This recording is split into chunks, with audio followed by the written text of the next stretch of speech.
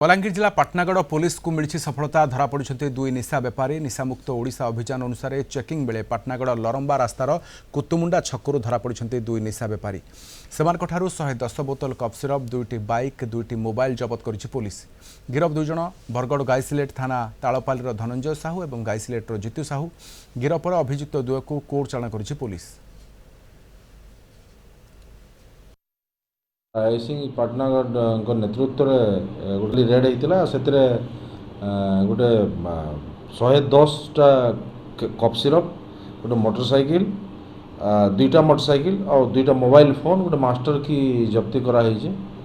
और दुई जन छुआ बाबू एलियास धनंजय साहू और जितु साहू दुई जन गाईसिलेट्र धराई पाखे सब जब्ती हो संक्रांत पाटनागढ़ थाना गोटे केस है case number 266 under section 21C/29 NDPS act रे से अरेस्ट होती।